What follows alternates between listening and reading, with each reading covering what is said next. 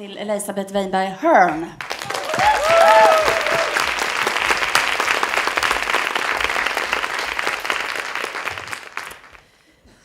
On the 13th of July 2014, the German football team won the World Championship. Does anyone remember? Did anyone see it? Were they a good team? They were a very good team. When you look at them and when you look at how they actually work together, you'll be amazed to see what they were doing as a team.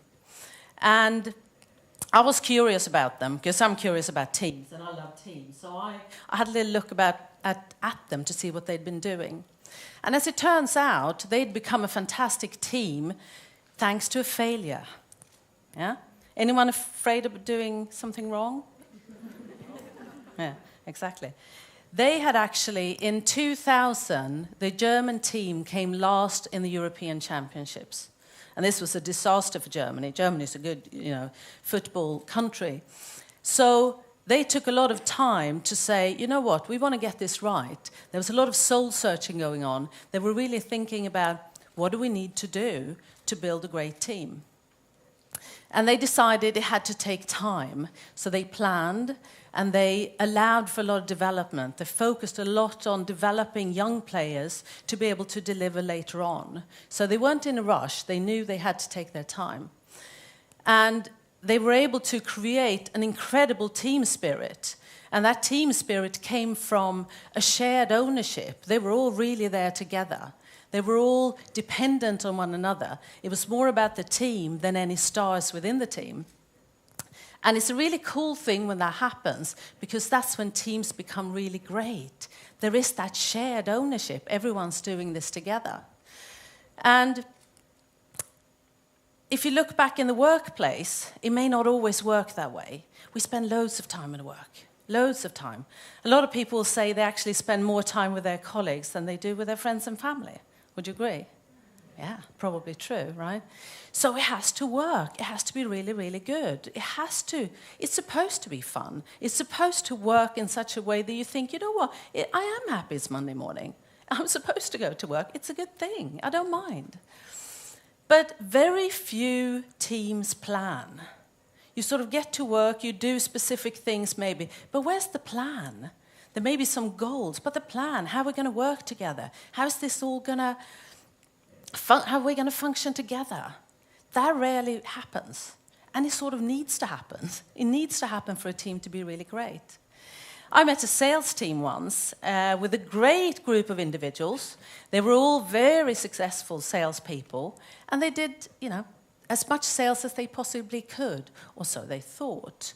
They saw themselves almost like competitors with one another, even though they were working on different regions. But after having been prompted, they decided, okay, let's see if we can do something more if we actually come together. So they started getting together in their sales meetings, and they put away forecasts, they put away the normal number sharing that would go on, and they started just talking. They started sharing. They started talking about the battlefield that is the sales, right? And all of a sudden, they started to not just have their own insights, they got everyone else's as well. So they had the experience, not just their own, but the others. And they kept doing this quite a lot, and within a year, they had managed to double their sales. And everyone stood there and said, how weird, we should have done this earlier. Well, but better late than never, right? But it's not unusual. So what this team was doing, it's not an unusual thing. A lot of the time, people just work side by side and maybe now and then talk to each other about something, but do you really collaborate? Do you really have, deep-going conversations around what's fun about this and how can we make this better? Really sharing what you know. I know a lot of people that say knowledge is power, right? And therefore, I'm keeping my knowledge to myself. Well, actually, knowledge is not power. There's nothing powerful about it until you start giving it away. Because when you start giving it away, you get more. And you give it away and you get more. You give it away, you get more. And you know what? Things are changing so fast. So for the future, the only way to go is to share. It's not going to be possible. No one has all the answers. You absolutely need the other people with you, the people you're working with, to have that interaction and that kind of sharing that goes on. Do you think you do enough of that? Do you think you have enough of that kind of sharing at work? No, rarely do I see people say that. And it is possible, though. You can absolutely do it. Because otherwise, if you just work side by side, imagine if you take the metaphor back into the football field again, imagine a team of football players who are all just playing for themselves. I'm going for the ball. I can see he's going to, and I don't mind. If I get there first, I win. It wouldn't work. But yet at work, we sometimes just accept it. That people are just doing their thing. They're not always thinking about everyone else. But when you do, magic starts to happen. When you really create that kind of team where people go and they find, actually, I'm in such a good place here, I'm going to give it my all. I'm going to absolutely give it my all. Now, I speak about teams and leadership and work with organizations all around the world when it comes to teams, leadership, culture. And it's interesting to see that the whole thing of team is a very international thing.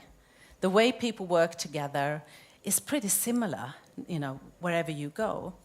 And I, together with a colleague of mine who does a similar line of work as mine, we decided to sit down and try to capture what we knew about teams and thought maybe there's a way we can sort of write this down. And we ended up writing a couple of books on teams. And the latest one came out last autumn, and we named it Leading Teams, 10 Challenges, 10 Solutions, because we found that actually there are so many challenges out there that teams share.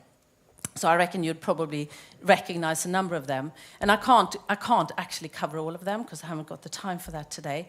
But if there are a few things, when we really took a step back and looked at what is it then that creates a really good team? What is it that needs to happen? Then the first thing I would say is the decision. You need to decide to create a team. Team rarely happens just by magic or sort of, we just happen to do quite well here. Sometimes it does because you manage to get a good group of people together and they like each other. But imagine what such a group could do if you actually planned to do something great with them. Imagine planning and saying, this is what we want to achieve as a team, and really take it from there. And from the decision comes the planning. And from the planning comes actually doing what you're planning, right? Which is often sometimes the problem. You have a lot of good ideas, but the follow-through can be tricky. But then, some of the key things to think about, and if I want you to take something away from this today, is this whole idea of really talking to each other. Talk to each other, share things, get to know each other, like each other. That's where it happens. If you don't get together and know something about one another, it's really, really hard to gel as a team. So you absolutely need that. Now, I have a cousin who's a professional ice hockey player. So, it sounds like I'm really sporty, right? Because I'm keeping in the sport world. But I somehow like the way things work in the sport world. We talked about teams once, and he said to me, well, if you don't give 100%, you don't get to play. You're on the bench. And I was like, yeah, I guess that's true, right? But is that true at work? Not necessarily.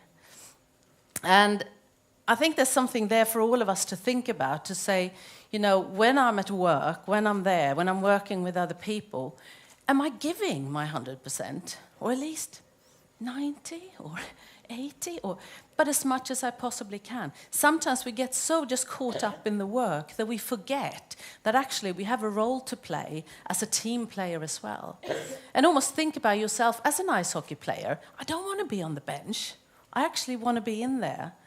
Because what happens in a team and the way a team functions, and the only way to get to a winning team, is everyone's responsibility. It's not just the leaders. And I agree, leaders have a big part in this and often need to create the environment where this can happen. But it doesn't have to be down to the leader alone. We all have a part in that. And anyone and everyone who wants to be in a better team, whether you're a leader of a team or a member of a team, can do something about it. And I think one of the most important things that we can do is to just get to know each other. Get to know each other well, talk about things, really understand one another. Because then you can also start to understand how to best work together, how to respond to other people. And I know one of the things that I've done that's probably been the most effective is to have every week when I've been in teams, to have breakfast together. One of the most fantastic things you can do together. Really just sit down, enjoy breakfast, laugh, have fun. Because it's not just all about work. It's not just about getting together in meetings to talk about worky things. You sometimes just need to talk about general things. You just need to talk about yourselves as well, because that actually creates a winning team. So that's why fika is so good. I have to say, I know a number of people have talked about fika today. It's a fantastic thing. And every organization used to have fika breaks, and I don't think everyone has anymore. So I say, bring it back. Bring back the fika. Thank you.